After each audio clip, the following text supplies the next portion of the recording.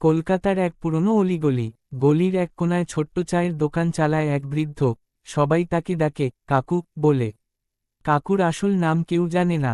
প্রতিদিন বিকেলবেলা কলেজের ছেলেমেয়েরা আসে, গল্প করে, হাসে, চা খায়। কাকু চুপচাপ হেসে যায় তাদের দেখে।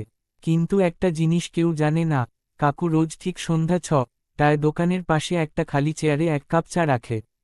কেউ বসে না, কেউ কিছু বলে না। একদিন বৃষ্টি নামল, সব দোকান বন্ধ, রাস্তা ফাঁকা।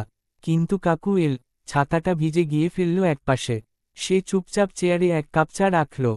পাশ থেকে একটা মেয়ে জিজ্ঞেস করল, কাকু, ওই চেয়ারটায় কেউ আসে না, আপনি কাকে চা দেন?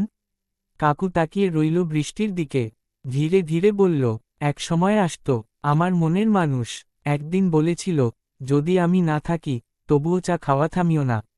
সেই থেকে রোজ চা রাখি, যদি সে একদিন ফিরে আসে। মেয়েটা কিছু বলল না, শুধু পাশে বসে রইল।